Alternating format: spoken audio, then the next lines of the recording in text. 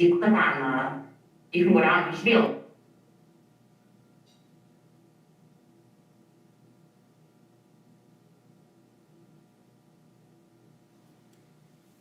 Right, it's gonna be smart. Hi, Kevin. Hello.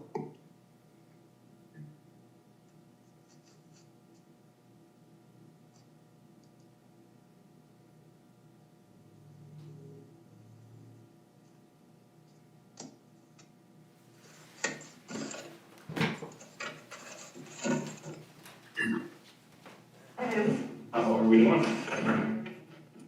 We'll be leaving our mics muted until we're ready to begin here. Okay. Hi, Kelly.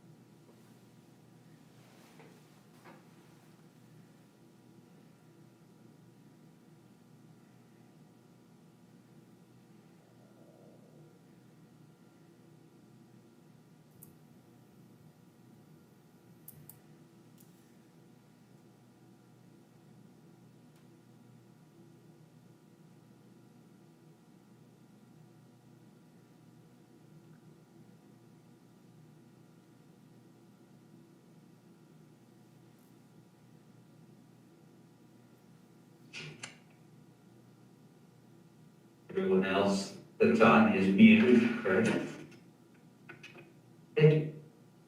Anyone? Well, I guess I'm just, Pledge allegiance to the flag of the United States of America and to the republic for which it stands, one nation, under God, indivisible, with liberty and justice for all.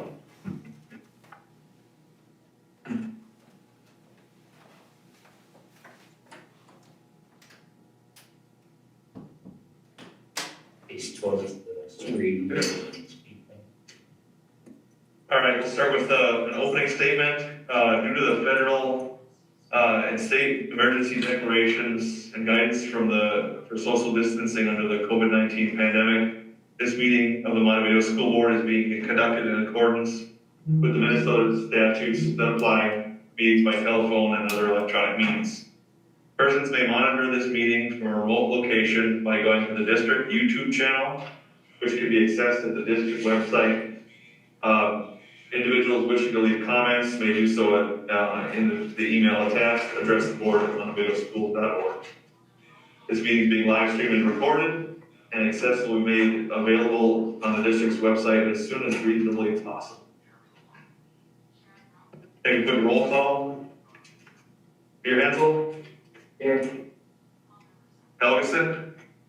here, Pauling? Here. Zachariason? Here. Snell? Here. Denson here. Administrators.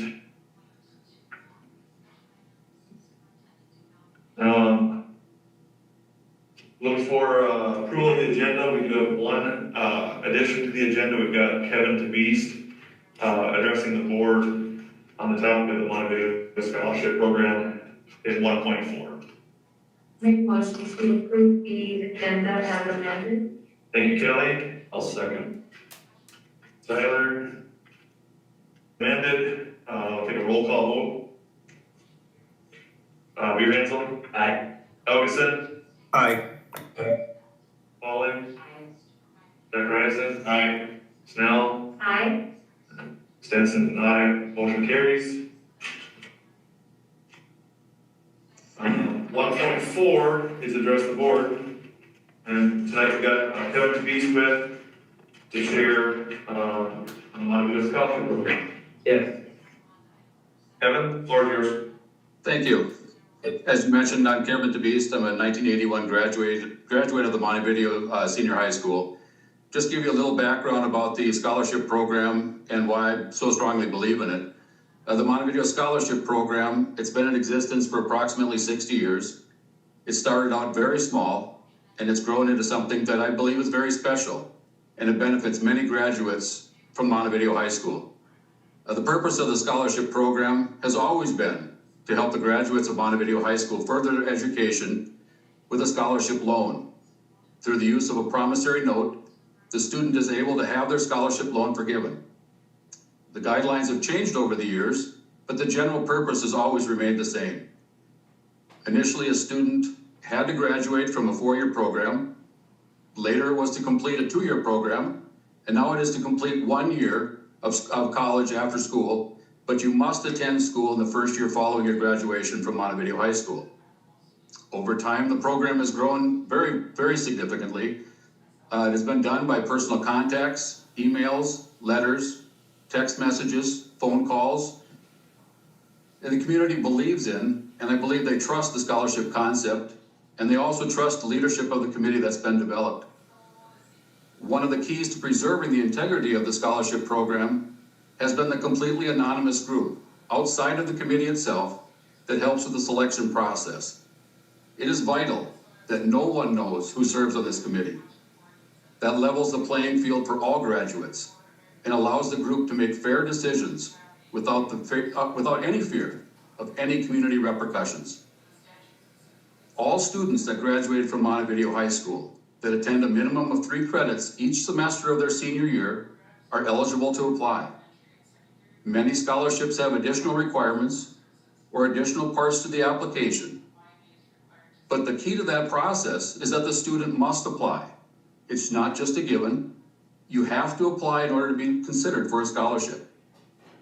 I feel fortunate and also honored to say that I was a recipient of a scholarship from Montevideo, that my children have also been helped through the generosity of this same program, and that hopefully in some small way that I'm a part of continuing that legacy.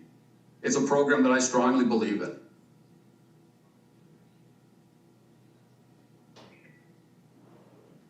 Thank you, Kevin. I understand, we have a discussion item later on the topic. I think I understand that you're able to spend some time with us if you have further questions. If the board wishes for me to stay, I would certainly be available for questions, yes.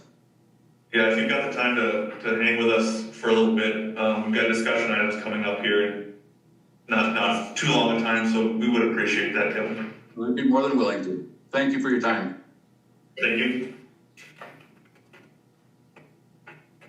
All right, we'll move on to 1.5, approval of the consent agenda. These items were sent out in your board packet, and if you've got any specific questions, we could pull anything out for specific discussion, or I'll entertain a motion to.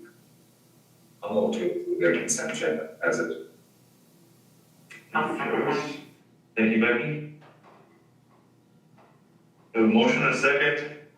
Any further discussion?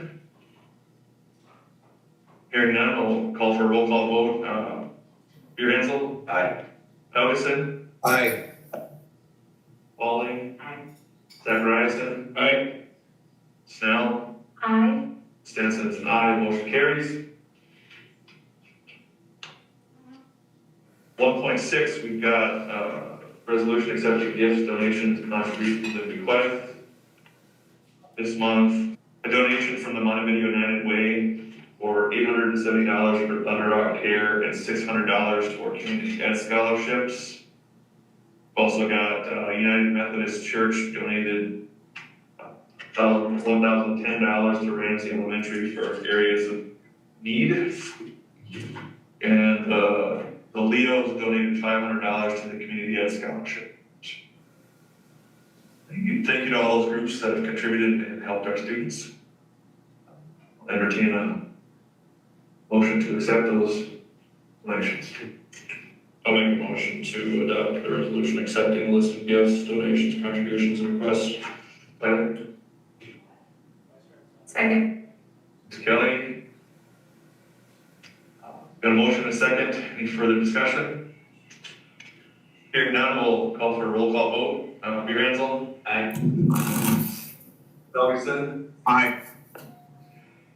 Pauling? Aye. Zachariason? Aye. Snell? Aye. Stenson's an aye, motion carries. 1.7 is superintendent's report. Yeah. Thank you.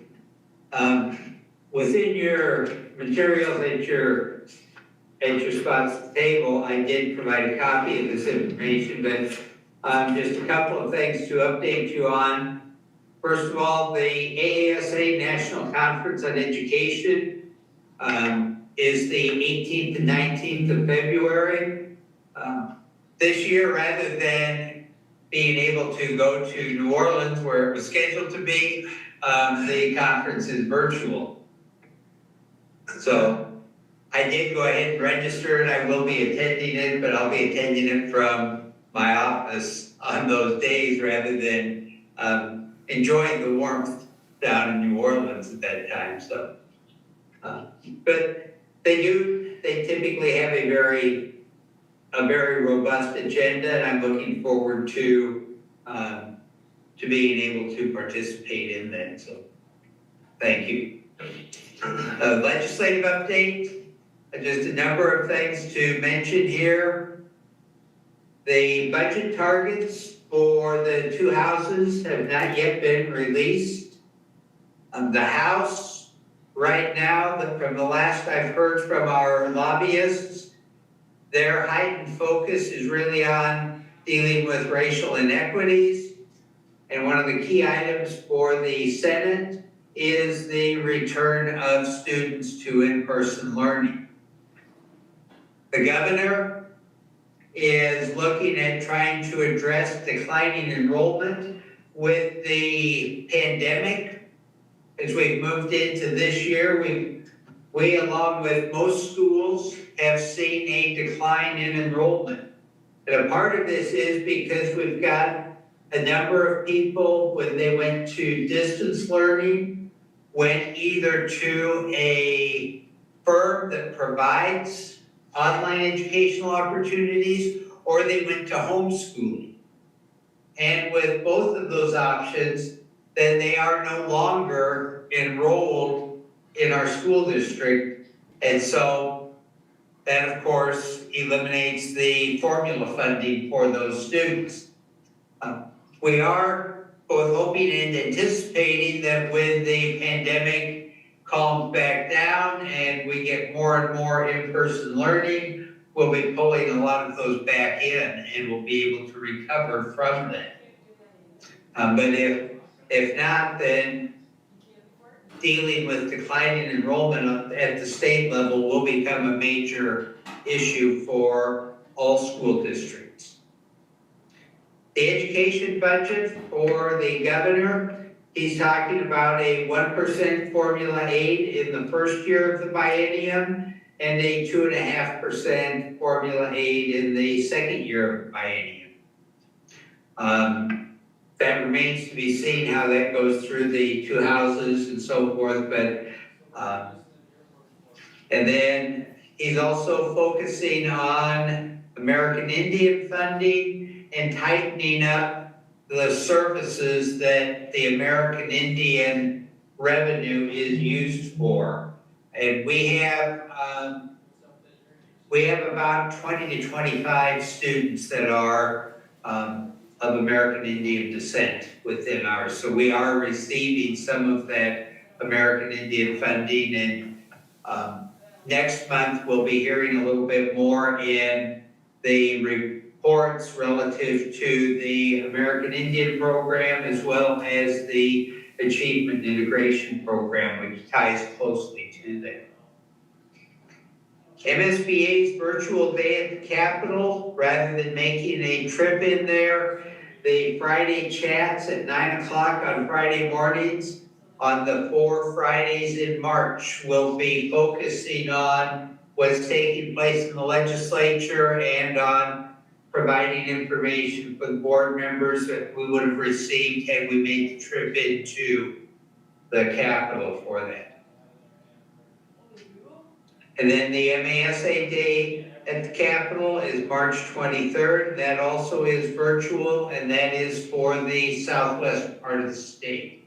MASA, which is the superintendent's organization, breaks that out into regions, and then rather than everybody in the state inundating the legislature, we try to get it so it focuses and we can get even some of the legislative leaders to speak with each of the areas of the state. So that'll be on March 23rd for our part of the state. On the chats, is that something that we can do independently or? Yes. Okay. Yes, you may do that independently, and you can go onto the website and register for those as well.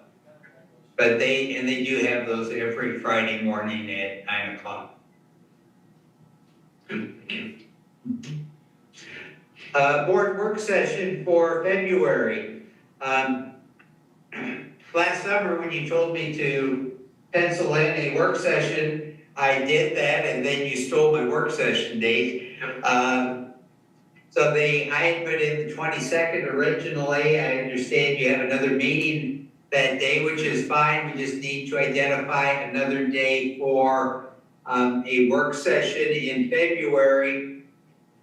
And that will be where we really get into some of the real details relative to the budget development and some of the potential budget cuts that we'll be recommending. So if you could take a look at your calendars for February. And I'm looking for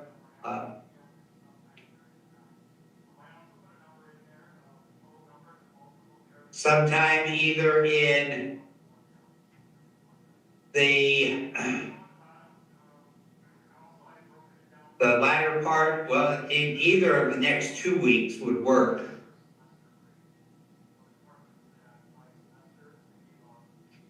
The 15th is President's Day, and that's a little more difficult to get everybody pulled together. And I'm not sure which dates you've got meetings scheduled on. 16th, 18th, and 19th. which are- Okay. Yeah, 18th in the evening, 19th in the morning. And that week, the 17th is really the only evening that's Okay, viable. so the evening of the 17th, what about the week following? And the evening of the 17th is also Ash Wednesday. That is Ash Wednesday, Right, the last movie trailer. I think the following week, as a board, we only have Monday evening. Yeah. I think, although there's something on the 23rd, but I think it's just you and I don't know. It's just being this all day. We have the 24th, wow, 24th is an 8 a.m. meeting. yeah. That. But yeah, I mean, the 24th, 25th, 26th in the evenings they're open on Monday. Yeah, mine too. The 25th is good for me, Andrew. Thanks, Joe. That works for me. That works. Maybe, Check it out. Yep. Okay, That's a magical question, what time?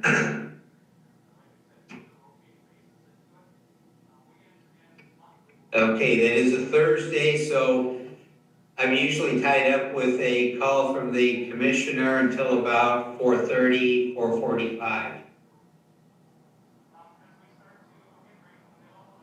You guys wanna do something before 6, or do you wanna start at 6 like we customarily do?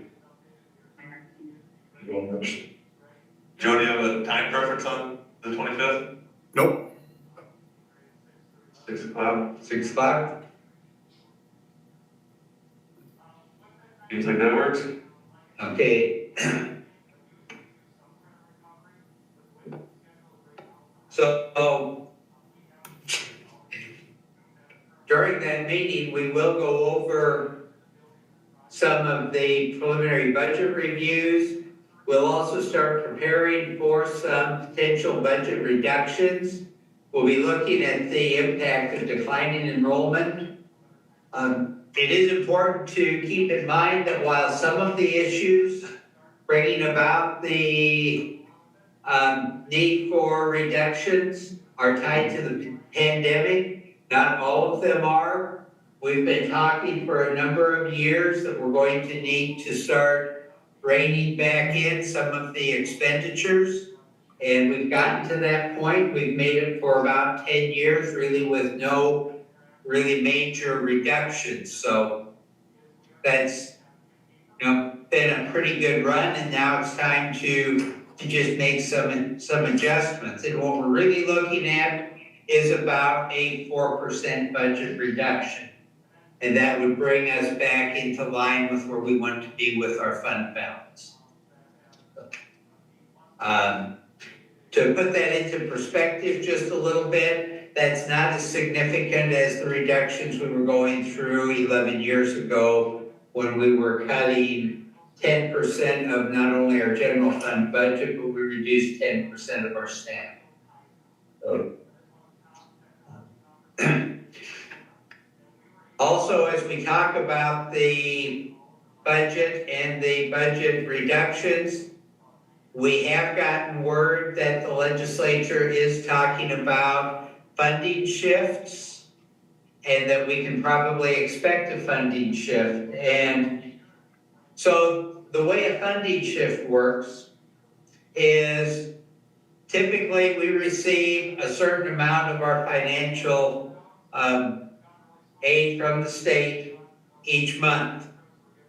And then we get typically about 90% of that as we go through, and then we get a 10% catch up the next October. The reason for the catch up like that and to hold off a little is so you can even everything out. If, for example, a district overstated their enrollment figures, well, then you have to adjust that and, that's where they may not get 10% then. And when it comes to that catch-up payment in October, save too much as they went along. By the same token, if your enrollment took a leap over that time, you could end up getting more than 10% at that time. The funding shift, if you start to increase that, then it starts to potentially impact your capacity to cash flow as you work through. We have a little bit of an advantage in that we are the fiscal host also for MERV, and so all of that money also flows through us, and that assists a little bit in just the cash flow itself. But the thing you really have to be careful about is when they do the funding shift, the money that you should have gotten becomes a receivable. And so it already shows up on your books and in all of your reports. The only place it doesn't show up is down in the bank. And so you've got to make sure you don't spend that money because it's not there. And sometimes that can become a very significant dollar amount. When we went through the funding shift 11 years ago, we had about $2.5 to $2.8 million on the books that wasn't in the bank. So you can imagine what would have happened had we spent that money as we were going along. So that's what you have to really watch for as you go through that. Consequently, it's necessary to do some trimming and make sure that you keep things in the range where you can operate. We don't have any idea what, if there is a funding shift, what the amounts will be. That remains to be seen what comes out of the legislative session.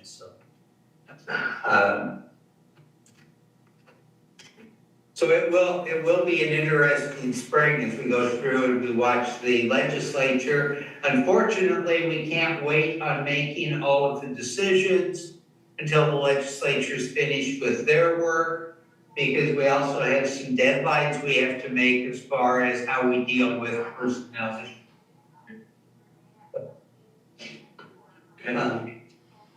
Ben, I did think I would just run through a little bit on the quarantine guidelines in light of the CDC recommendations that came out back in December. The CDC back in December indicated that you could start thinking about a 7 to 10 day quarantine period. And within their recommendation on that, they were looking at the quarantining taking place, but then also as you came back, you would maintain your social distancing. The Department of Health and Department of Education are recommending the following considerations. First, if a school can't maintain 6 feet of social distancing guidelines when they're in in-person learning, they should maintain the 14-day quarantine period. And we can't bring all of the kids back into the building and maintain the 6 feet of social distancing all the way through there. If athletic and activity participation is a consideration, 14 days is a necessity, because on days 8 through 14, even on the shorter quarantines, you're to maintain social distancing. And you're not going to have the social distancing in practices and in competitions. Our regional support team did recommend that we stick with 14 days. And our goal really is that as we get people back into in-person learning, we want to keep them there. We're hoping that later this week, we'll be making the announcement that we will be bringing back grades 10 through 12. Our goal, once we get K through 12 all in person, is to try to keep them there for the remainder of the year. We know that it's not very effective if they're jumping back and forth between learning models. And we know the most effective learning model is when they're in person receiving instruction from the teacher. So that's really our goal, and that's why we're looking at trying to maintain it by sticking with that 14-day guideline. With staff, and our primary consideration comes in with potential of travel among staff. When they're coming back from traveling, for example, outside of the country, then we can go to the 7 to 10 day quarantine period with testing, because under all of our learning models, staff is expected to maintain the social distancing guidelines. And it's a lot easier for staff to maintain the guidelines than it is for students to maintain the guidelines within the classroom setting.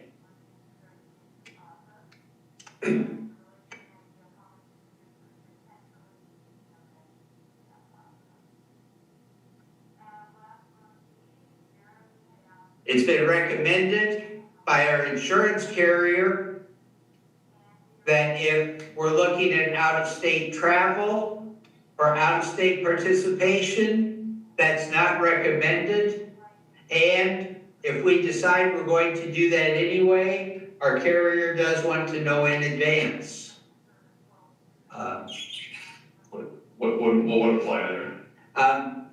So if, for example, we were to take the 8th grade on the trip to Washington, D.C. this summer, then we need to let our insurance carrier know, and also then upon their return, which that does occur in the summer, so that helps a little bit with the overall impact on the school itself, but then we need to make sure that we are following all of the guidelines and what the state does identify as guidelines at that time. And our insurance carrier would assist us with identifying what steps we should take on that. So. But again, our real goal on this is to try to make sure that we're taking the steps that get our kids back into school and where we can keep them in school. I think that the things that I hear the most from people are best place for kids is in school, and once you get them there, don't be jumping back and forth. Well, some of that requires that then everybody else needs to do the things that enables that. So,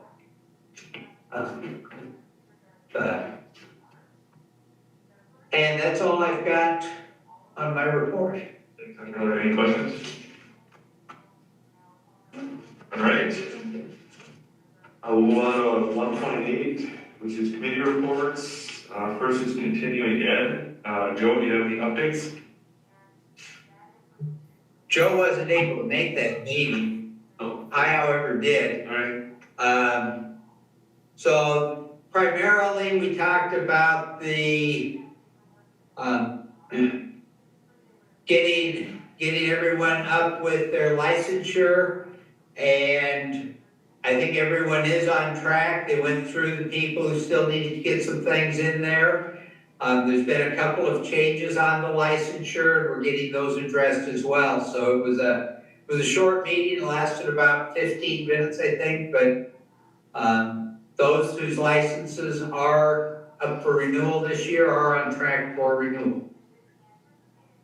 Sounds good, thank you. Staff development, Travis and Becky. I was at that meeting, they talked about the PLC teams are working to make some of their classes more relevant to careers.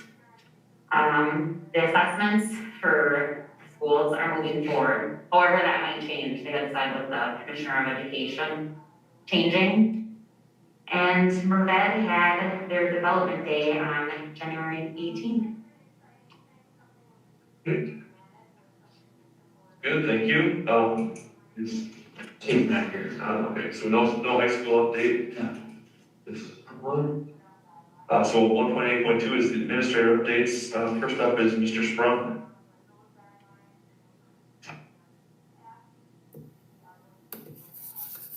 Good evening. Just a few things quickly. Excuse me. We started our 4th week of in-person learning this week. It's good to have everyone back in school. It takes a little bit of time to shift to a new mode. It takes almost a week for people to get into new routines. We're there now, and it feels like things are going well, like a school year should feel. We are still following all the COVID protocols we had put in place at the beginning of the year. We continue to have 32 distance learners by choice. Other than that, everyone's back in school full-time. Our reading course started this last week. We have a part-time virtual tutor who's based out of Wisconsin. She sees 9 first graders for 20-minute sessions every day. And right now they're working on phonemic awareness activities and fluency activities. And then just kind of an update in terms of where kids are achieving. We did our winter screening right about quarter break. And in the area of math, about 74% of our students scored at or above standard. And that's pretty close to what we would score in a typical year. In reading, however, only 60 to 65% of our kids scored at or above standard. That's about 5 percentage points below a typical year. So it appears to us right now that the inconsistent schooling from last March till now has had its greatest impact in the area of reading. We will use this information from screening to qualify kids for title, for classroom teachers to do some more targeted instruction. And then I would encourage parents that the best way to help your kids with reading is to read every night with them. And that's all I have this month. All right, thanks, Bill. Any questions for Bill? No, thank you very much. Mr. Gray? Well, let me start with ditto to everything Mr. Sprung said. We found the same things with math and reading. We're behind in reading as compared to math. Doing the same, we're really the only change in our COVID protocols, we have all kids there instead of half our kids at a time. But speaking of kids, just so give you a little update here, we're currently at 119 in-person kindergarten students, 9 distance learning students, and 1 new student that's gonna start March 1st for a total of 129 kindergartners. That's the largest class we've had in the 10 years we've been kindergarten at Sanford. So enrollment is not shrinking by any means. In fact, it's grown in the last couple of years. Looking to next year, we're planning on somewhere in the neighborhood between 115 and 120 kindergartners again next year. So those numbers are gonna stay fairly consistent for at least a couple of years. A couple other things, community ed, we did start after Christmas now some activities for elementary age kids, starting slow, doing some small groups of 10 or less with some basketball things. They're doing some wrestling, and then we'll be adding to that as the spring goes, and then hopefully into the summer, get back to a full-scale summer rec program, which would be very, very good for the kids, the community, and obviously for community and our budget. So that's kind of in the works right now, is how we can start to do some of those things as time moves forward here in the next few months. And then finally, athletics, we did start January 4th with all of our athletic programs, grades 7 through 12, boys, girls basketball, wrestling, swimming, and dance. Things have gone fairly smoothly at this point. As far as COVID is concerned, we've had no interruptions, and knock on wood, we're hoping that continues. We are allowing 150 fans, spectators at any event, other than boys swimming. Most sites, in fact, only Morris on our schedule is allowing any fans at all because of just physical size of the facility and meeting all the requirements that we have to follow in order to have spectators. Thursday, the board of directors of the high school did decide to move forward with section and state tournaments. So at the end of March, kind of middle of March to the end of March, there will be section and state tournaments going on. A lot of that is still unknown as to what that's going to look like, but it will be in place sometime in the next couple of weeks. So our kids will have the opportunity to get pretty much a full season, barring any COVID interruptions or outside interference. But it sounds like there's a good chance of those things are going to happen. So that's all I've got. If there's any questions. Will the section and state tournament, I believe that's later than normal. How's that going to affect spring sport? There'll be a little overlap at the end of March into the first week of April. I think the last state tournament scheduled in like April 8th or 9th. Kids that are in those state tournaments will have, two sports going on at the same time, but we do that earlier in the fall with swimming, and girls basketball and dance is real normal for an overlap, so it's not new. Generally, we don't get outside in the spring until the first week of April is usually about the best it is, and really don't probably get to play any events outside until probably the 10th or 12th. So I don't foresee it affecting much, maybe a day or two, but otherwise I think we'll be able to make the spring be fairly normal. Right now, the plan is to have a full spring. And what they've done is back the state tournament and section tournament events about a week to 10 days further to June. So baseball usually ends around the 10th. Right now, it's scheduled to end around the 16th or 17th. So trying to get the full season in, since those kids did lose an entire season last year. So they are scheduled to start as they normally would start, and they'll just be And overlap. I think they're starting a week later than normal. Kind of shifted the whole season backwards 1 week, but literally the plan right now is to have a full 20-game baseball, softball season, a full 14-meet track season, a full 18 tennis matches. So they're planning a full season.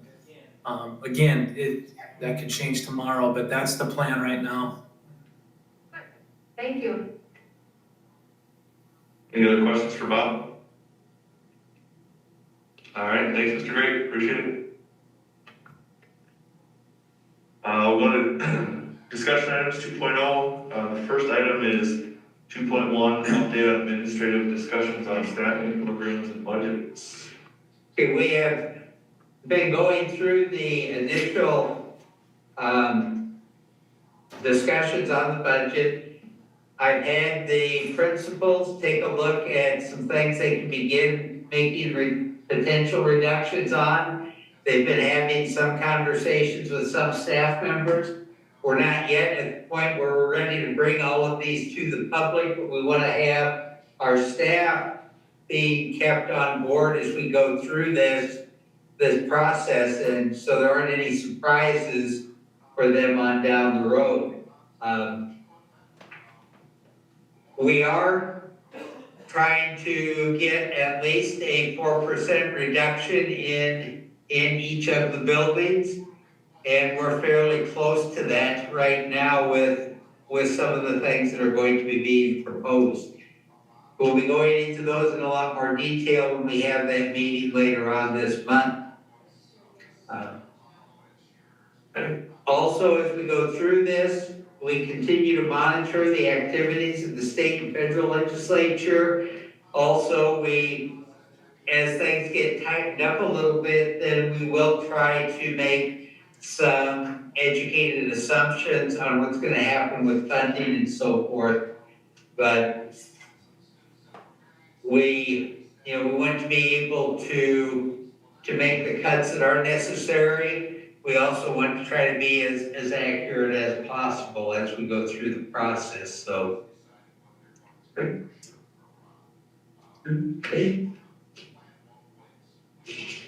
Any questions on that? Wonderful. 2.2 is 2021-2022 school calendar and the future of the flexible learning year flag. So, a couple of years back, we went through the second round for the approval of being a part of the flexible learning year. When this first started, 6 years ago, we put in an application to start a week early the first year with the option of going 2 weeks early in the years following that. Once we went through the first year, it went very smoothly. We really were accomplishing the things we wanted to. We didn't really see a reason to move to a 2 week earlier start because we thought that we were getting an accomplishment on what it was we wanted to do. So since that time, we've stayed with the starting a week prior to Labor Day. As we move forward, you'll need to decide whether or not you want to continue with the pre-Labor Day start. Prior to Labor Day, we will have to submit an application along with the rest of the Mermed schools in December. And prior to submitting that, if we're going to start before Labor Day, we have to hold 3 public meetings. And in the past, we held those in the fall, and we picked out, I think, 3 consecutive weeks and held them before some school activities. You don't typically get a large turnout. We generally ended up with 1 or 2 people across all of the meetings. But if the decision is not to start prior to Labor Day, we're still a part of the Flexible Learning Year program with Mermed. All the Flexible Learning Year does is it just staggers when the schools start. We'll still maintain the common days with Mermed.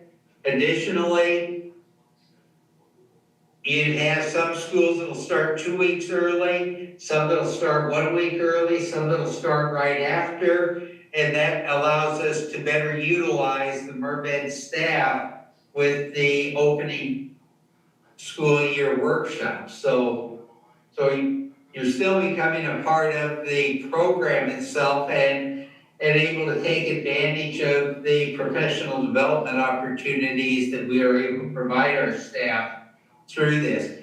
And I think right now, every school district is contributing $5 a pupil unit into a fund, and we use that for bringing in some high quality speakers and such to speak to our group a couple of times a year. So but what the decision does need to be made coming down here in the next month or so as to whether there's a desire to continue with the pre-Labor Day start or go back to starting after it.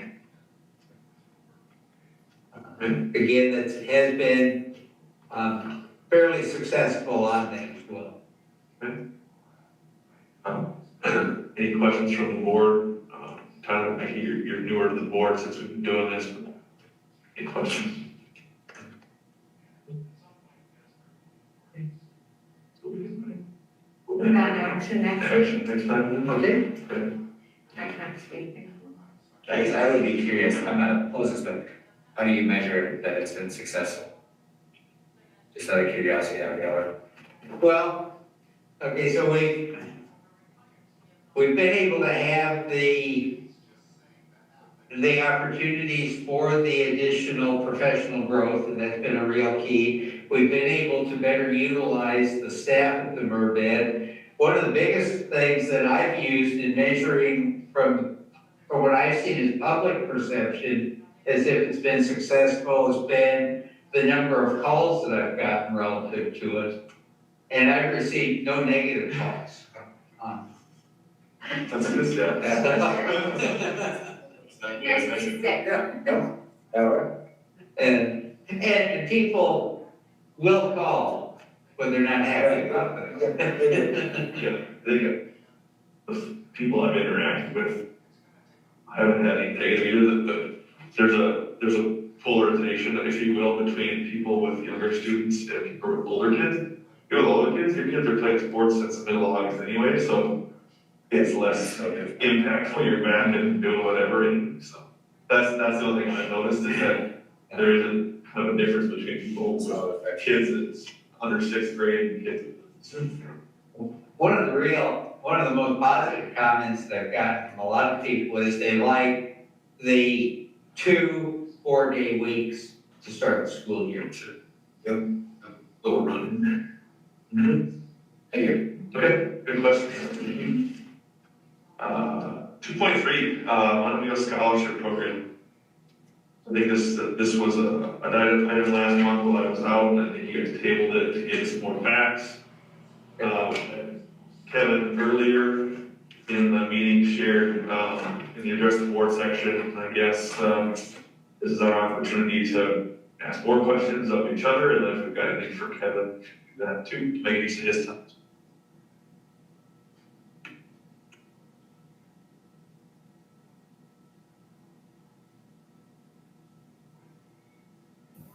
Do you guys have any questions? We're the ones that weren't really here last time.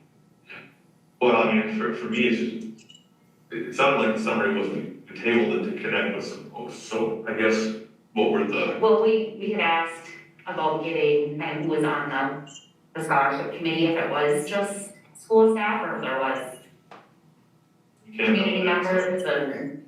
We can't know that.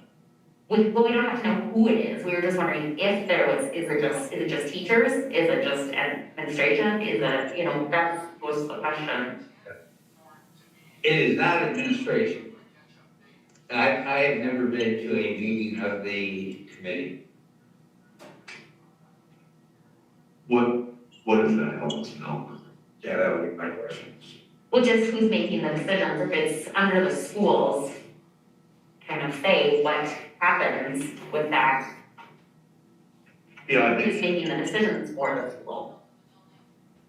yeah, it wasn't until recently, right, and recently, in the last 3 or 4 years, it was completely disconnected other than having a name. Right. The school had maintained a complete hands-off policy on it, and actually, the school had contacted, or had assigned it to, Darwin DeVeese to build and to run, and he did a fabulous job of building and running it, and I think that and as has been spoken to, the anonymity of it, particularly in a smaller community, is important because you avoid the pressures that come on. I think if the community knew who was on it, we would very quickly not have anyone willing to serve on it because it would become very uncomfortable for them. I would be in favor, and I'm not sure how we would go about this, but I would be in favor in getting it back into the community's hands and out from under the school's oversight at all. Kevin, do you have any insight on how we could go about doing that, or if there is enough community support in order to do that? I know it's been looked at several times, and forming a nonprofit and all of that just didn't seem feasible at that point. That doesn't mean it can't be revisited, but I know it's been looked at least twice, and it's always gone back to the way it's always been. As one attorney that looked at everything, or 2 or 3 years ago said, if it ain't broke, don't fix it. You know, that was basically, he said, you have a good program put together, you have good guidelines in place, and he didn't see any reason to change it at that point. I'm confused. When did the change happen then? Because you said it's only been on the school, or went to school 3 or 4 years? I'm confused where the changes Any changes that or? Well, okay, so within the past several years, all of the funds that run through the student activity accounts got pulled under board direction. That's the primary change that occurred there as far as it being under board control. So before it was maybe always flowing through the school, but the board didn't have control of those funds. But I think it was an accounting principle change that drove Yes. that need to have the board control. Yes. So that would potentially, warrant a revisit of the nonprofit idea and getting even the funds out of the school. Possibly. But even if the funds ran through the school, we as a board can delegate decision-making to the committee. Absolutely. And if that's what I would be in favor of, I think, is when we come to a point of further discussion or voting on action. I just think it's been run so well for so many years, I'll echo, I think something that's not open. I did speak with somebody last week, and I didn't even bring it up, and they actually pulled their scholarship from the school one. They're still offering a scholarship, but they said because kids were not able to get it through, like 2 years ago, they said they had a student that went into, I think it was like Air Force or something like that, and then they were gonna go to school the following year, so they couldn't get it, so then they still gave the student a scholarship outside of the school one. And now this last year, they pulled it again because of PSEO. Sure. And went on their own, because the school won't allow kids to have more than, or they won't allow them to have those classes for PSEO for a full day to get a scholarship. And I don't think, in my thoughts, I don't think that doing a PSEO should take away from your scholarship opportunities. All students, it's their right through the state of Minnesota to. Kevin, can you speak to how they came up with the 3 credit requirements on the committee initially? And those things took place before I was actually a part of the group. And obviously, you know that my dad was very involved with that.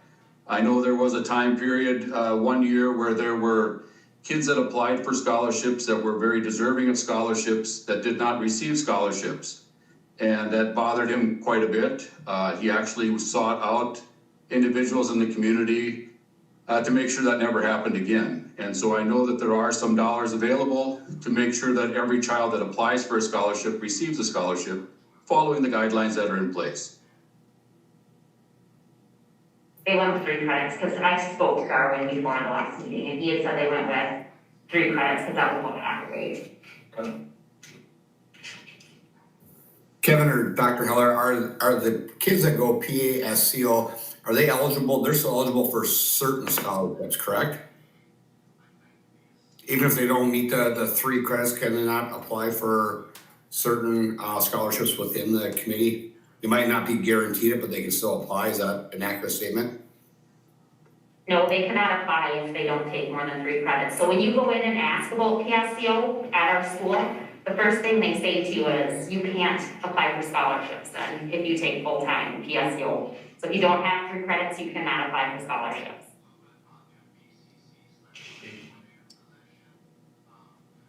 That matches what your understanding is, Kevin? That's my understanding, yes. Did you get your answer, Joe? Yes, thank you.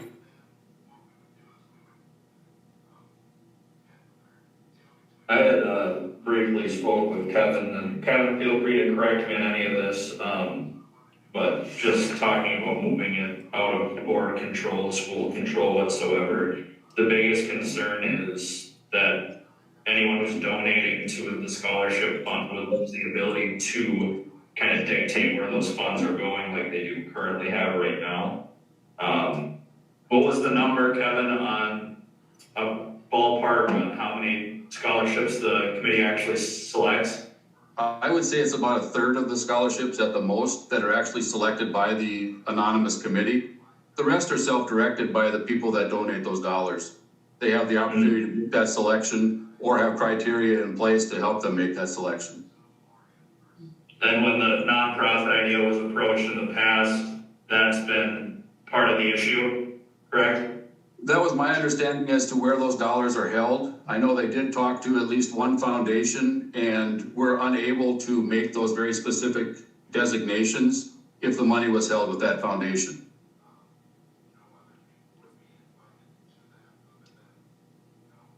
And was the promissory notes portion of that is another kind of gray area that we aren't really sure would be able to continue moving forward? I don't think that that's an issue. I think that's been looked at not only by colleges, but also by a couple of attorneys, and they see that that is well worded and in place very well. Okay. That's important, you wouldn't want to lose that.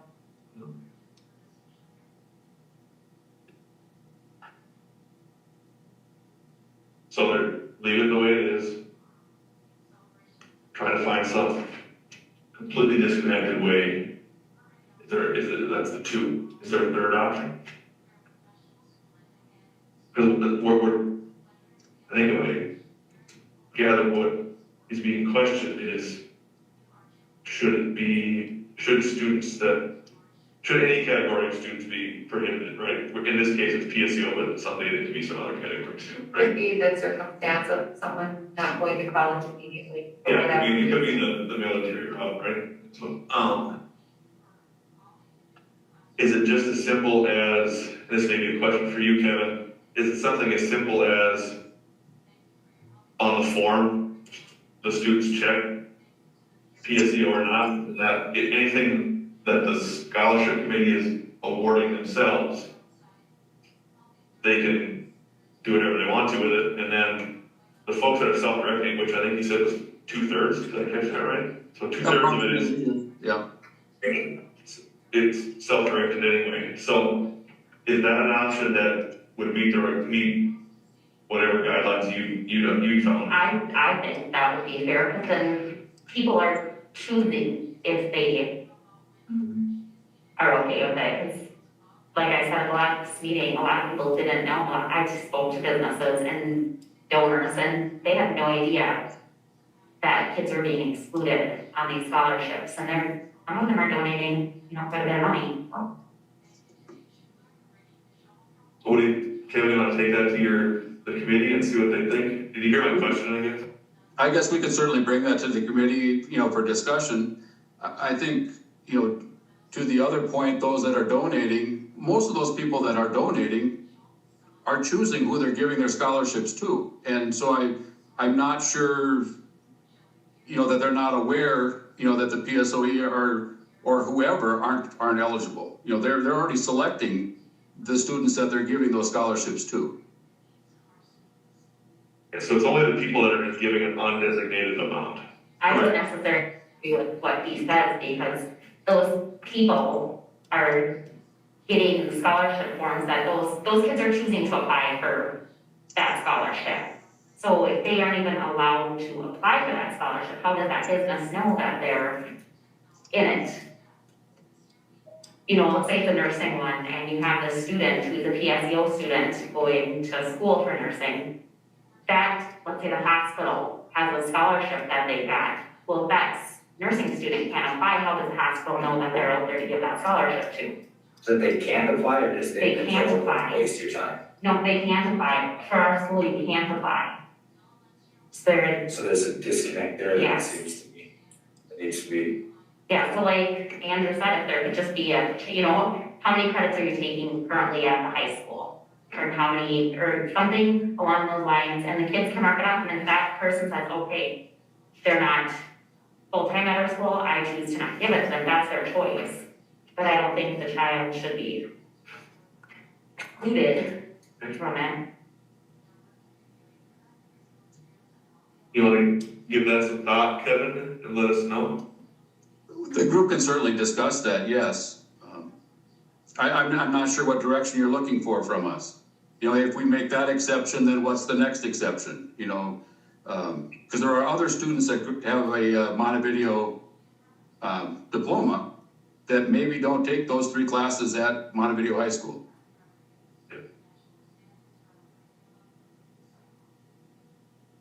And I'm not sure how that would affect the ALC or any other students, within our group.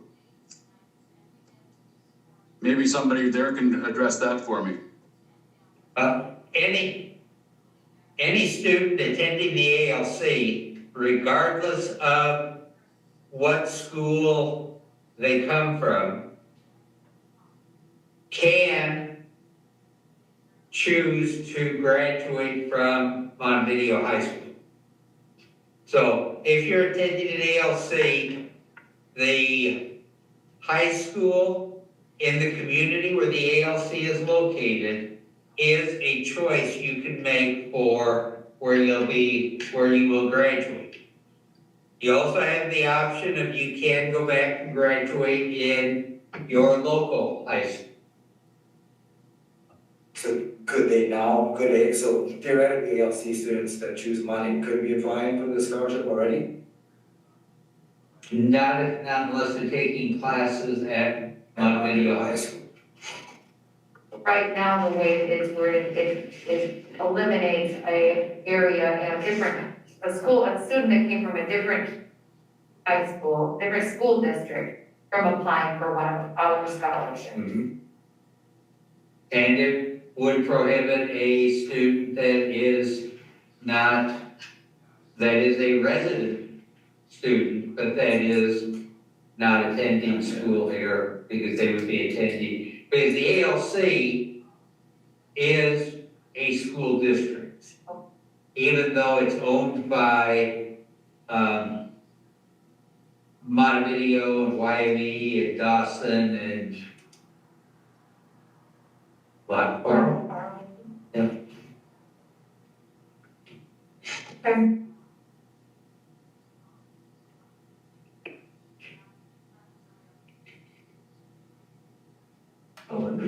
So, yeah, let's keep working on it. That's my takeaway at this point, I guess. Thank you, Kevin, for your insight. We appreciate it. You're welcome.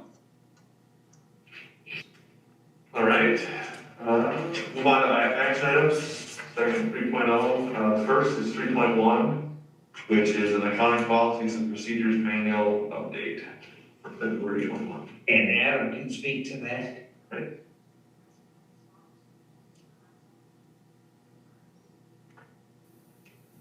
All right, the procedures manual was included in the agenda items, support materials. There were no significant changes this year to the manual. Each year we need to update it if there's any major changes. Also if personnel changes, but we did not have any personnel changes in our office this year, so manual stays the same. It's a routine item that we need to have in place for parts of the controls in place for the audit. I'll make a motion to approve the accounting policies and procedure manual. Thanks, Travis. I'll second. Thanks, Tyler. Motion and a second. Any further discussion? Hearing none, we'll do a roll call vote. Travis? Aye. Joe? Aye. Becky? Aye. Tyler? Aye. Kelly? Hi. And Anderson, aye. The motion carries. Second is, agenda item is to approve the 2020-2022 contracts with the Southwest West Central Service Cooperative. Anything specific to point out in this contract? Okay, this is an annual item and it's fairly routine. We purchase a number of services from the service cooperative. Most of the services we purchase are tied to special education. They're for services that it would be cost prohibitive for us to put in all of our own independent programs in all of these areas.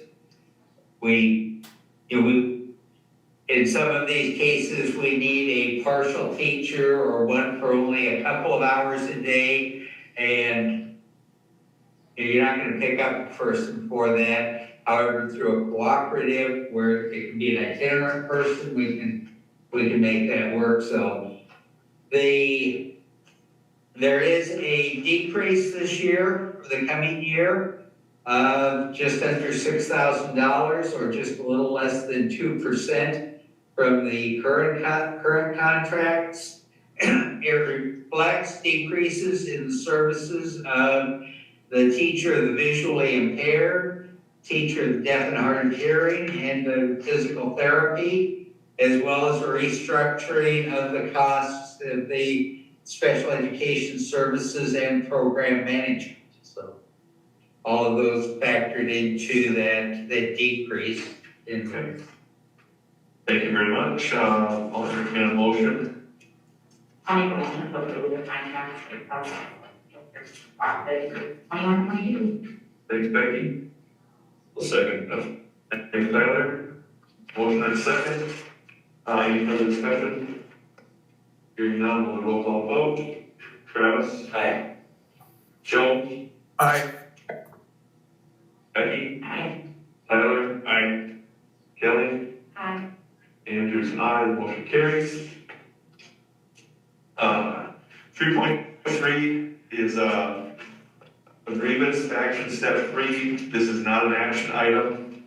This is an opportunity for both groups in the grievance to share information related to the grievance. It's an opportunity for the board to hear that information. There's not an opportunity for cross-examination or calling witnesses or anything like that, and there won't be a decision this evening. We'll follow the requirements of the contract to make that decision. So we'll start out with Mr. McMahon and Mr. Walker. Good evening, everybody. I hope you can hear me okay. My name's Joe McMahon. I'm a field rep with ASME Council 65. I do have Mr. Walker on the phone, and I'll just lay some foundation of what this grievance is about, and then we'll invite Mr. Walker on to answer some things that he can answer better than I can. We have what we're at here is a step 3 grievance. In the collective bargaining agreement, that's the last step prior to arbitration. The union did have a step 1 and 2 grievance with the school district representatives. The grievance was denied at those level. That's why we're here at the school board level to talk about the grievance at step 3.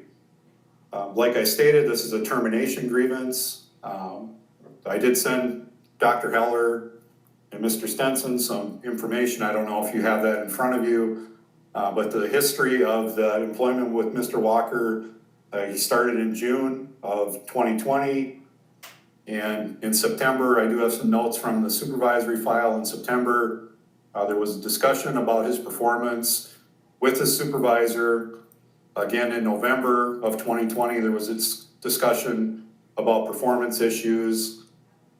In November 16th of 2020, there was a discussion with the supervisor, and according to the notes that were supplied, it looks like a verbal warning was issued at that time.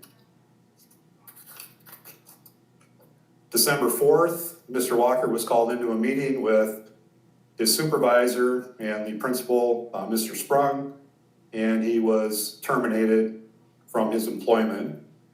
The union filed a grievance on December 5th stating that the district didn't have just cause under the contract language in Article 10 to terminate Mr. Walker, and the remedy in the grievance was that Mr. Walker be made whole. One part that was added to that grievance is in Minnesota, if you work for a public employer, you are entitled upon termination to a Loudermill hearing. The December 4th termination letter didn't outline Mr. Walker's Loudermill rights. So ultimately, within a couple of days, the December 4th termination was rescinded by Mr. Stark. There was a meeting held on December 8th to talk about the termination. Again, a chance for Mr. Walker to answer some questions from Mr. Sprung and Mr. Stark. The next action that took place was on December 14th. There was a new notice of termination or separation issued to Mr. Walker. It outlines some of the same, in the paragraphs, it outlines some of the same information from the December 4th termination. Step one grievance was filed on December 15th, and there was a meeting held to discuss the merits of the grievance with the district representatives. That was denied. I did include in the packet, if you have the packet, the contract language. AFSCME Council 65 represents the maintenance and custodial group for the district. In the collective bargaining agreement in Article 10, it talks about employees covered by the contract may be disciplined for just cause by the Board of Education upon recommendation of the maintenance director or the superintendent. Like most collective bargaining agreements, the agreement with the district and AFSCME Council 65 outlines some progressive discipline steps. Starts out with an oral warning, written warning, suspension with or without pay, and then termination. That's what's on those pages that I sent for the board to review. The district went from an oral reprimand in November, which we'll ask Mr. Walker about that in a minute, to a termination of employment just a couple weeks after an oral reprimand was issued. One of the things that arbitrators look at is what steps did the employer take prior to the serious action of termination of employment. That's why there's steps that are listed in the contract. There are instances where steps can be skipped. I've seen that in the last 22 years I've been doing this kind of work. If you steal from the employer, you're probably going to get fired without progressive discipline. If you assault somebody, you're probably going to get fired without progressive discipline. More often than not, 99% of the time, for performance type issues, some levels of progressive discipline happen prior to taking the step of eliminating the person from their job. Jim, why don't you turn your mic on? It's a lot easier to do this in person. Board members, we'll work our way through this, doing this virtually. So, Jim, what was the position that you were hired at the district for?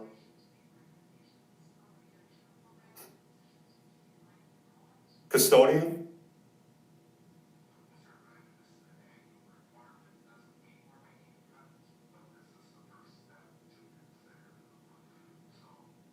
Jim, can you hear me or no?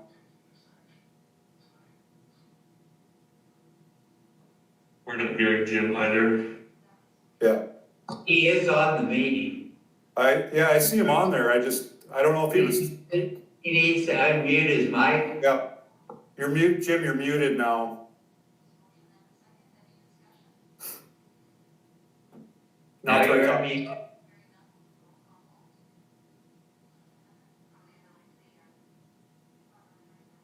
Yeah, we're not able to hear him.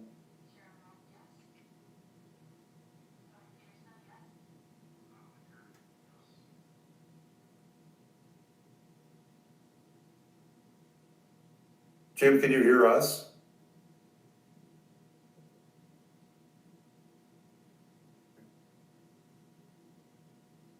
He wants to get muted himself.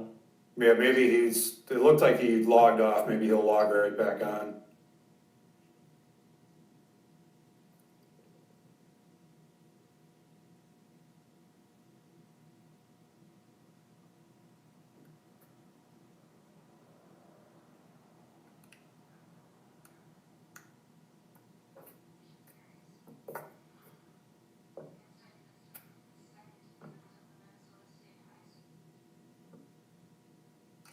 Well, for the sake of time, and I guess I'll just go through some of the information that I was gonna have Mr. Walker just explain to the board himself, and if somebody sees him get back on, just let me know. So Mr. Walker was hired in June of 2020. We talked about that a little bit. Part of the meeting with Dr. Heller in the step 2, we explained to Dr. Heller that Mr. Walker wasn't given any kind of formal orientation plan when he was hired. He wasn't given any kind of a checklist to follow throughout his shift. There were some duties that were added after he was hired to the custodian position. Part of it had to do with COVID, which there was some extra sanitizing and washing that had to be done. He worked for several months before he had a clear understanding of what his assignment actually was. He did sit down with the lead custodian at the school, and they had a diagram of the school, and they wrote down initials next to who was covering what part of the school, who was cleaning what bathrooms. There were some discussions early on between the lead custodian and Mr. Walker, but really, and I wish Jim could tell you himself, if we get him on, he can.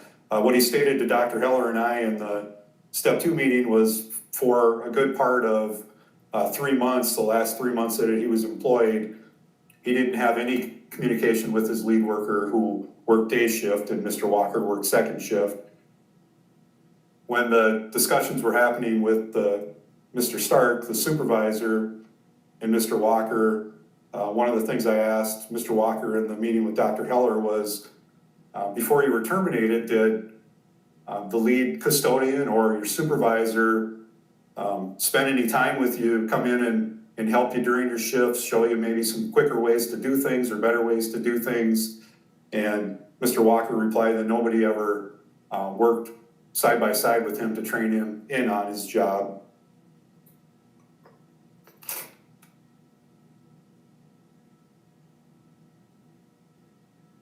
There is some, according to Mr. Walker, there is some discrepancy in what the school district reported as what his assignment is. He believes, based on the conversation with the lead worker, that his assignment was actually more than what was listed in some of the documentation that was provided to the union as gathering information for this grievance. There was a couple of pictures that were provided, and I don't know if the school board members had a chance to see those, but one is dated November 23rd, and it's actually a picture of a bathroom. Obviously, the toilet bowl is dirty. It does have, in this picture, in the first picture on November 23rd, blue chemical in the toilet bowl. In the December 3rd picture, there's no blue chemical in it. The bathroom doesn't look any cleaner. Mr. Walker's response to that was nobody ever informed him. He would need verification that this was one of the bathrooms he was assigned to. He did tell Dr. Heller that he cleaned his bathrooms daily, as he was requested to do. But in the event that this was one of the bathrooms that he was assigned to,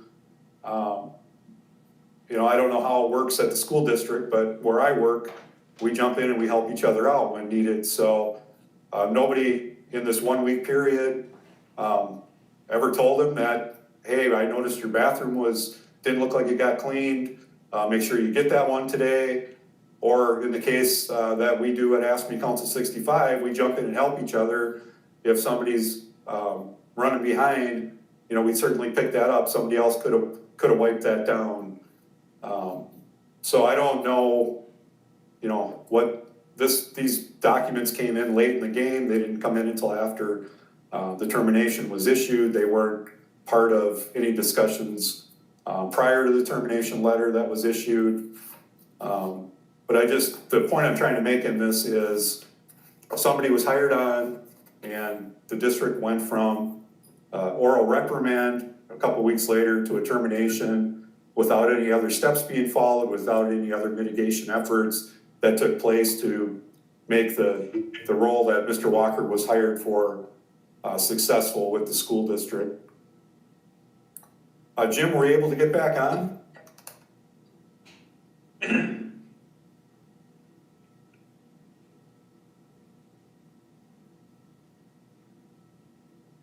Okay, I don't hear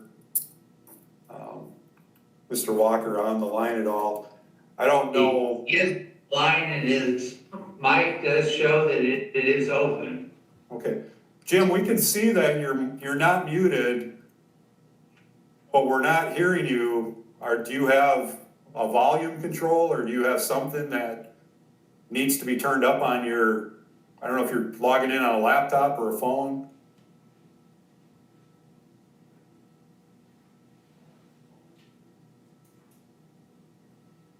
Well, would the school board give me just a minute to call him on my phone, and I'll just have him on speakerphone, then you'd be able to hear him? Yeah, that's fine. Okay, I'll call him right now. Jim, I'm gonna call you, and then I'll just put you on speakerphone.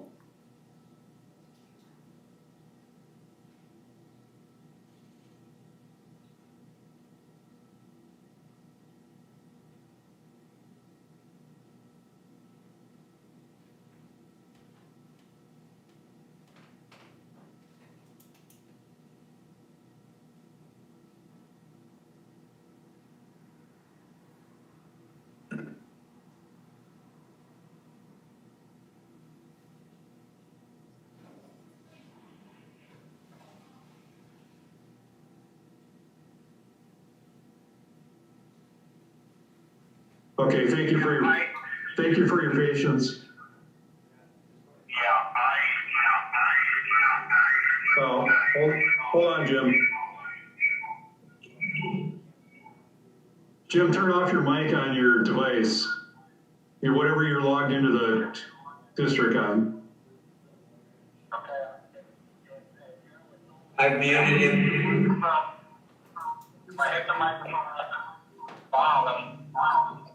It goes off. Yeah, I want you to turn it off so that we don't get the feedback.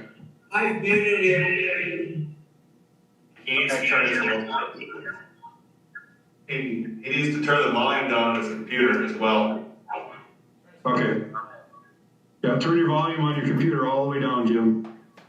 Yeah, or just log off, it's fine if you're on the phone. Oh, okay. Are you still getting the feedback there or not? No, I'm not getting that feedback. No, I'm talking to everybody else that. No. It's fine right now. Okay, all right. Jim, don't do anything different. Okay. I think that you were trying to log back in, so you probably didn't hear everything that I just said to the board members. I'm just gonna ask you a couple things so that they can hear it in your own words. Okay. So the position you were hired for with the district is custodian at Ramsey School, is that correct? Yeah. What were your hours? My hours were from noon to 7, I believe. Okay. When you were hired, what was the orientation plan like, Jim? The organization was, the first couple of weeks there was no school, and it was cleaning putting the rooms all back together. But then after that, there was no orientation whatsoever. I got a list of things to do, and I thought that you had to do all the rooms. Okay, sorry about that.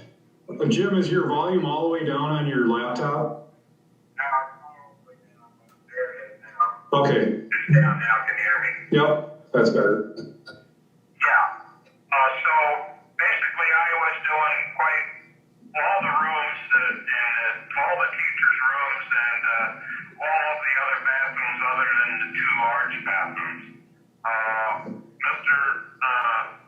Top, the head custodian, when I, was told him that, it was taking longer than the 7 hours, he said, well, what am I doing? And when I told him, he said, oh, well, you're not supposed to be doing this. He said, that's my room. And this. He said, oh my God. He said, I'm sorry that I didn't tell you what to do. And then that's when he made a list and that checklist.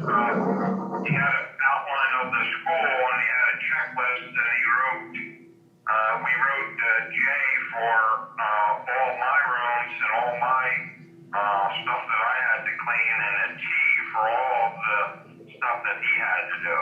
Okay, do you remember what that was or what date that was?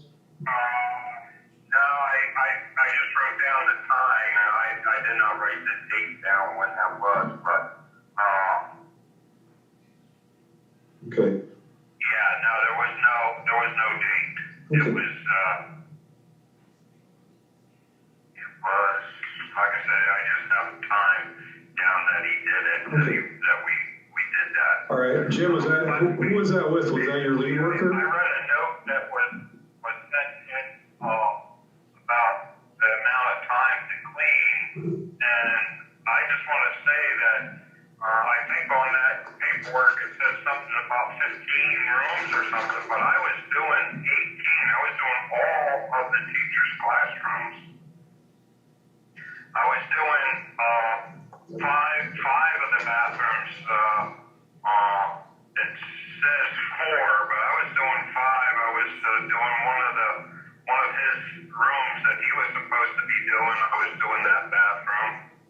But I was doing all of there's 18 or 20 classrooms that I was doing.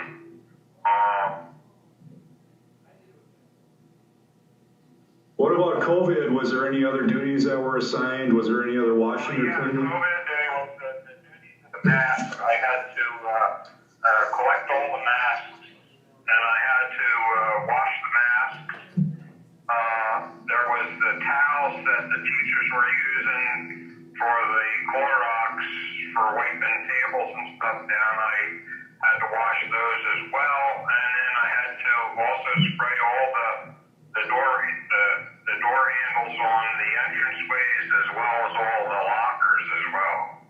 So that was a lot of the COVID stuff that I had to do, as well as the offices. I also did the nurse's office, the principal's office, the main office.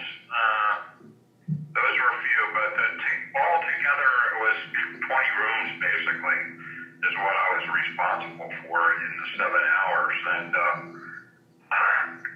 it says four bathrooms. I wasn't sure how many bathrooms they said on their list, but it was actually 4 bathrooms, and there's actually a 5th bathroom that one of the office workers asked me to clean because it wasn't being done. So I did it. So basically it was 5 bathrooms. There's a note, Jim, about a meeting with you and your supervisor and the lead custodian on this. Jim, listen for a second, on the November 16th, and it said you were issued a verbal warning. Do you recall that meeting? Well, we had a meeting sent to me real quickly because he was leaving. Todd said to me, he said, Mr. Sprung brought him to the office and told him that he did not like the way that his office was being cleaned. And I said, before I got a chance to say anything to Todd, I went and scheduled a meeting to speak to Mr. Sprung. And in that meeting, I told Mr. Sprung that the reason that I did not clean his office was because I asked the secretary why he was out, and the secretary told me that Mr. Sprung was out due to the COVID, and since they closed all the classrooms, there was two classrooms that had COVID, that the teachers had COVID that they closed. I felt that I wasn't going to go into Bill's office to clean it for the week or weeks, however many days he was out. And I felt that it was only fair that he should have at least said that he was going to be in for the COVID testing and he was going to be separated from the school at that time. And so that's why his room didn't get clean.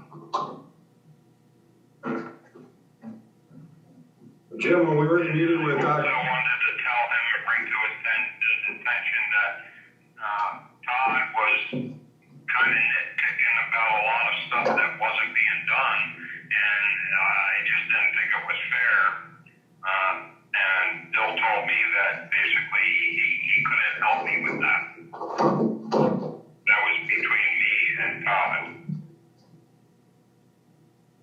So in the meeting with Dr. Heller and I, at the step 2 grievance, you talked about how much communication you had with your lead worker the last 2 or 3 months of employment. Maybe you could tell the school board about how much you communicated with your lead worker the last couple months. There was a lot of communications between myself and Todd, and then basically for some reason, after that meeting that I had with Mr. Sprung, Todd cut me off, and basically there was very little to no conversation between him and myself for the last 4 months that I worked there. And he was your lead worker? Yes. He was my lead worker, yes. Before you were terminated? I know that he added on the entranceways for me to have the entranceways done. And I came in one day and Chuck Stark had a note on my little table that I sat at, and the note said that there was a complaint about one of the entranceways not being cleaned. And I texted Chuck on the telephone. I texted him and I said that he needed to tell me and be a little bit more specific about what entranceway he was talking about, because I was only responsible for 3 of the entranceways. And then after I thought about it, I texted Chuck back again and I said, well, you know what, Chuck? I said, it's no big deal. I said, I'll just do all 5 entranceways, because I was just kind of upset about the whole thing. I said, well, it's just as easy for me to do all 5 as it is to do 3. The notes that the district supplied, I'm going to refer to the November 16th meeting, the verbal warning meeting.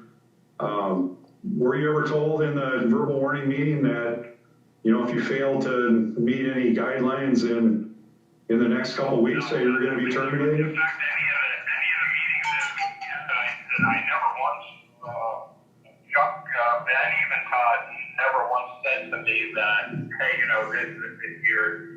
we're telling you this because if you don't change, you're going to get terminated from the job.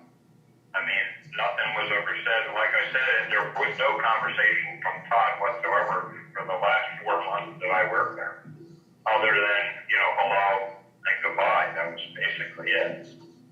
Prior to your termination, did Mr. Stark or the lead custodian work a shift with you, or spend any time with you to really walk you through the ins and outs and maybe how things could? None whatsoever. So they didn't? Okay.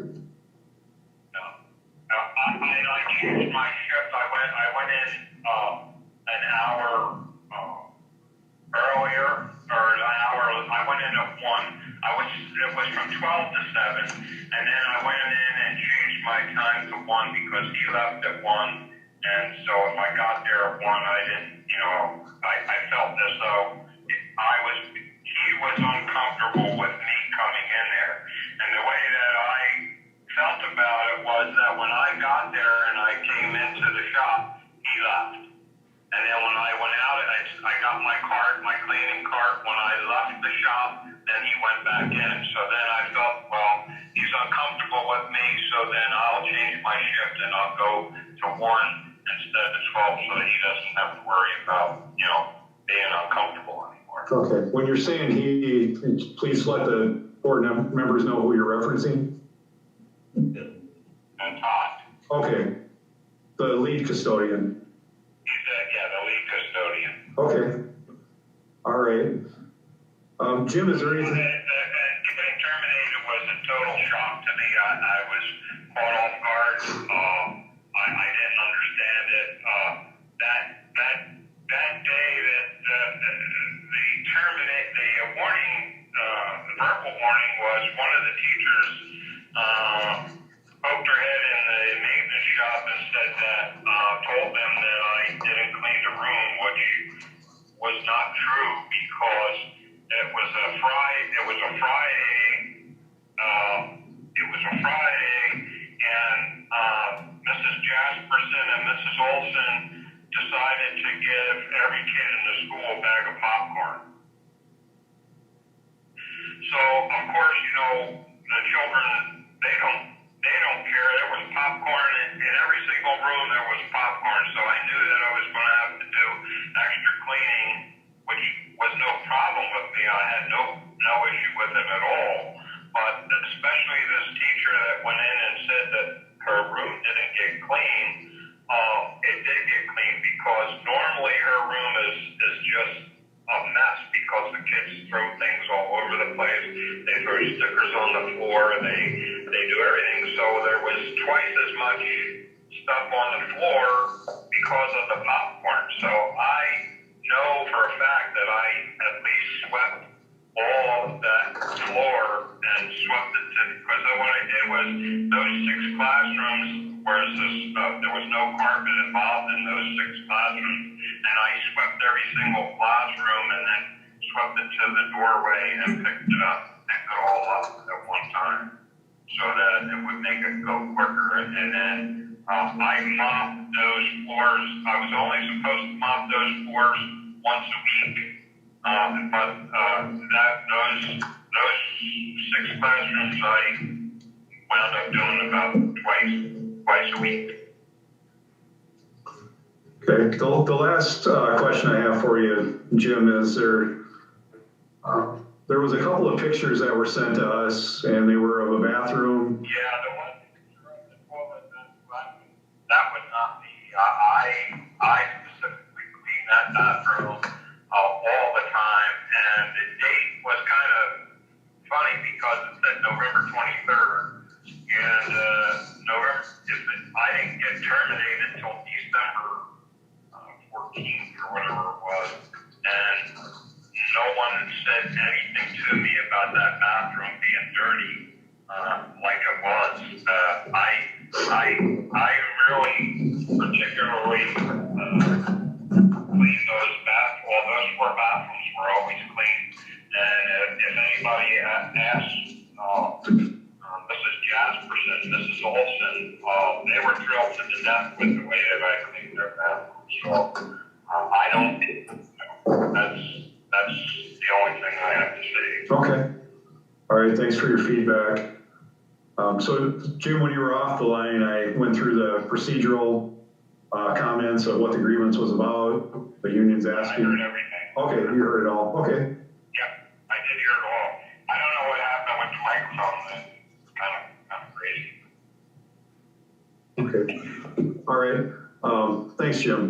Okay, all right. So we appreciate the fact, or the time to present the step 3 grievance tonight. If the school board members have any questions, we'd certainly try to answer those.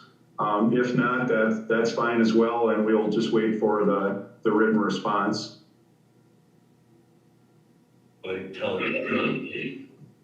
So, Ron, do you have any, that you'd like to share?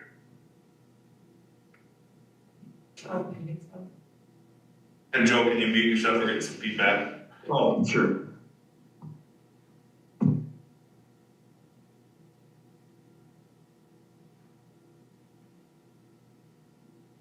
Mr. Sprung, can you hear us?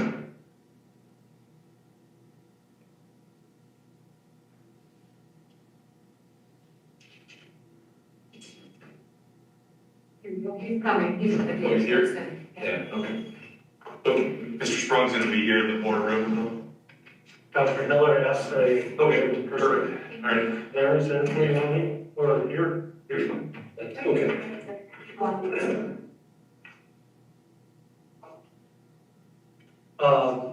So I'm here to tell Francie's side of the story of why we are here. Yes. Mr. Walker and I remember things, similar things, but in a different order, and remember different specifics. A couple of things I'd like to point out right away is that if he had not talked to his supervisor in 4 months, he had not talked to Todd since July, which can't have been helped. Excuse me, I'm done. So Mr. Walker was hired in June of 2020. And we are in the midst of summer work, so that's nowhere like the regular cleaning. First 2 weeks, his supervisor was on vacation, and we had a substitute custodian from another building we worked with. Beginning in July, he worked with Todd, they finished up the summer cleaning, started to get rooms ready to go.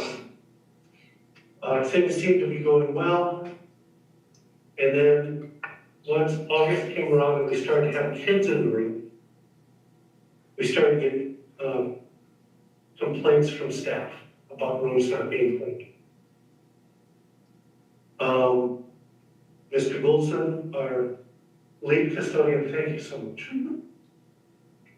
Discussed the concerns with Mr. Walker several times without improvement, at which time he got Mr. Stark involved. Mr. Wilson did tell me that these things were going on, but we wanted to follow the normal chain of command. On September 15th, Mr. Stark talked and Mr. Wilson spoke with Mr. Walker about concerns with his work performance and laid out specific expectations for improvement. On November 7th, Mr. Stark and Mr. Wilson again addressed performance concerns, restated performance expectations. I believe this is the time that Mr. Walker's schedule was changed, and it was to allow him to have more time after school, to give him more time inside the rooms. This is also part of the reason that he and Mr. Wilson didn't talk to each other. They were on completely now different shifts. On November 16th, Mr. Stark and Mr. Wilson met with Mr. Walker to address performance concerns, and this resulted in a verbal reprimand, as well as directives given related to job performance. On November 24th, Mr. Walker met with Mr. Stark and me at Mr. Walker's request. At the meeting, we discussed some of the things that weren't going well. He brought up the fact that I had concerns about how my office is being cleaned, and I only have 3 expectations from my office. The garbage is empty. I have a table that I meet with people at, that gets cleaned and it gets vacuumed. He is right that the previous week, I had been out for COVID issues, and I did not expect my room to be cleaned during that time. However, the Monday I came back, the floor was obviously not vacuumed, and I thought, oh well, he thought I was gone, that's fine. It didn't get vacuumed until Wednesday night, so 3 days in a row. At that point, Mr. Walker said, I cleaned it every night. Well, that's not the case. But fortunately, that was usually Mr. Walker's response when performance concerns were brought up was, it's getting done. At that meeting, we discussed that we needed to have all of his work completed well each day, or he said that. Then we talked about my floor, and he said, well, the assigned duties took more time than allotted. So he asked for more time because some of the duties couldn't be done during the time allotted. He did say that there were some extra jobs added to the position. One is that the laundering of the masks on a daily basis and the towels. That sounds like a big job. So the masks are put in a lingerie bag in every classroom. They're hung outside the door. As when the kids are done, or when the class is done. So as he would walk through the school, he had to pick them up, throw all the masks into the washing machine at the same time. To also pick up the towels at that point. Start the load, he could go do his job. Come back, change the loads, put the towels in, continue to do your job. I do the laundry in our house, my share of the laundry. I know there's lots of other things I can do while the laundry's happening. He also alleged that Mr. Wilson didn't like him and they didn't get along very well. And I did tell him at that point that he would have to work on his personal concerns with Mr. Wilson, and we were talking about job performance. He did talk about the entranceways, and he hadn't been doing, he was supposed to do 3, but because they weren't getting done, he was trying to do 5. I told him he only needed to do his 3. and we only expected them clean once a day because he did bring up, well, if I do them before the end of school, kids will have recess going on. You only need them clean once a day. So at the meeting specifically, he was told that all assigned classrooms, entryways, hallways need to be completed daily with the periodic disinfection of doorknobs and other high-touch surfaces. Disinfecting the doorknobs really involves walking through the school and spraying the doorknob. That's what it involves. We talked about that there was enough time allotted to the position to complete the work, and he was responsible for organizing his time to complete it. It sounded like when we were having the meeting that he was waiting till after kids left and before he started any of his cleaning. I told him that prior holders of the job started cleaning rooms while teachers were on the prep time. Because we only expected them to clean once a day, and teachers were on the prep time, that's when that cleaning got done. Anyways, we talked about it, he was responsible to organize his time to make sure that that got done. In early December, a few days, we met on the 20th. In early December, Mr. Stark was provided evidence that a bathroom had been cleaned 7 days in a row. And Mr. Stark showed me the pictures, and you could see that in one picture, there was blue chemical in the toilet, and the next picture there wasn't, but the same stain was on the rim of the toilet. So, right then, we're in the midst of the peak of COVID. If you remember where we were at. This is a key issue for me, that bathrooms needed to be cleaned. So in discussing with Mr. Stark, we looked at the fact that Mr. Black was a probationary employee, and things weren't working out. So Mr. Stark wrote and gave him a notice that he was being placed on paid leave and having his employment terminated on December. On December 5th, Mr. Walker agreed the dismissal based on Article 10 of the contract, and specifically noted the lack of a Loudermill hearing, which is not usually afforded to a probationary employee. And basically, a Loudermill hearing is an opportunity for the employer to present the concerns to the employee and have the employee answer to those concerns. Being we didn't call it a Loudermill hearing, we went on and had another one, but basically my meeting on the 24th with him would have met all the requirements of a Loudermill hearing.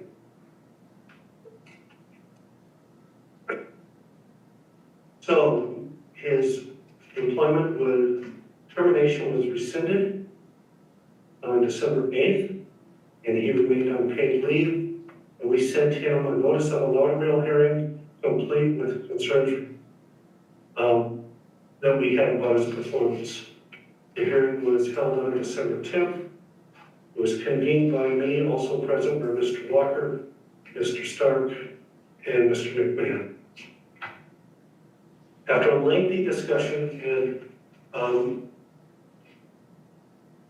you got a feel for Mr. Walker's presentation style, it came down, his response could be summarized as follows: that Mr. Walker believed that some of that work should be assigned to someone else. Because there were too much work assigned to him, he was not getting everything done in the time allotted. He did what he could do, but he's not perfect. And he also mentioned that he always emptied the trash cans in the rooms, but to accommodate the lack of time, he would clean halves of the floor over 2 nights in some classrooms. The way he explained it is, I go into a classroom, I clean this half of the floor one night, come in and clean this half of the floor the next night. After the hearing, I contacted Ron Huseby, the retired director of building and grounds, and Chuck Stark, both at separate times. Both felt that there was more than adequate time to complete the assigned work.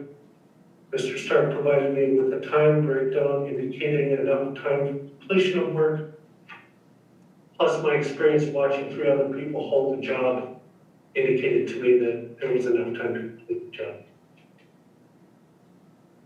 On December 14th, I sent Mr. Walker a letter of employment separation, including the findings of the laundry room here.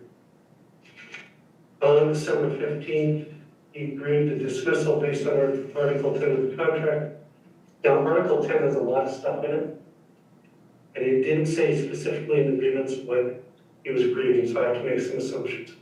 Some of the things that are in Article 10 is all tools are furnished by the employer, the employees have to keep provisionals, license fees will be paid by the district, and so on. So the only thing that seemed to apply is the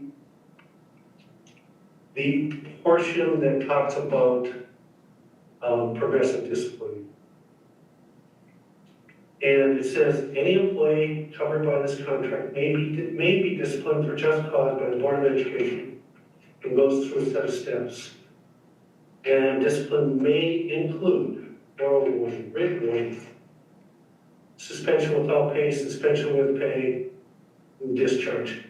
These steps are not in order. There are things at the employer's disposal.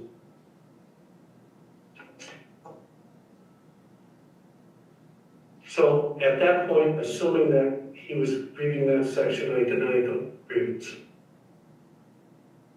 Mr. Walker went on to step 2 of the grievance, which was to grieve to Dr. Heller. The grievance was denied by Dr. Heller, citing the information in the letter of separation and the laundry meeting minutes. So as I described to Mr. Walker, who still was a probationary employee, and those of you not working in the public sector, which I know none of you do, a probationary employee is like an at-will. They have no necessarily employment rights, ongoing employment rights. But Mr. Walker's had multiple meetings at various levels, each noting performance expectations and his deficiencies in meeting them. Some of the meetings also discuss ways to organize his time to meet those expectations. It is my belief that Mr. Walker's had due process through all this. He's had plenty of discussions with multiple levels of supervisors, all talking about what he needed to do his job. And he continued to not meet expectations. And then finally, the straw that was my biggest concern is when I'm seeing bathrooms, and that was a classroom bathroom, one that kids in that classroom use all the time, had been cleaned for multiple days. Obviously, chemical had been put in the stool, and the stool had been flushed because the chemical was gone. But the stool itself had not been cleaned. So, again, thank you for your time. Appreciate it. Any more members have any questions for clarification? School board members, I'd like to respond to a few of those things that Mr. Sprung just said. For clarification. I don't think that's the intent of this particular agenda topic. Well, it's listed in the grievance. I think the school board deserves to hear what the grievance is about, and so this school board is clear on that. Mr. Sprung. So Mr. McMahon, are you just restating something that's already written? Is that what you're saying? It's already here, but it wasn't characterized accurately. Well, is it written or is it not written? It's written, it's right in the grievance. Okay, so how can it be misconstrued? Mr. Sprung said there's a lot of stuff in section 10 of the contract. The grievance specifically states Article 10, general provision, section 5, and all other applicable articles. So that is the progressive discipline section. So there shouldn't have been any confusion around what section of the contract the union was grieving, because it's spelled out right in the very first paragraph. Okay, thanks for your clarification. And I don't want the school board to be misled that who Mr. Walker's supervisor was. Mr. Walker's statutory supervisor is Chuck Stark. The lead custodian is also a bargaining unit member and is not a statutory supervisor. That's a point of clarification. Okay. So I want to repeat my question. Any questions from the board? Joe, just checking with you since you're online. Nothing here. All right. Thank you, Mr. Sprung. Thank you, Mr. Walker. Thank you, Mr. McMahon. Appreciate your time today. We'll take these documents and the conversation into consideration and get back to you in the specified amount of time. Okay, thank you, everybody.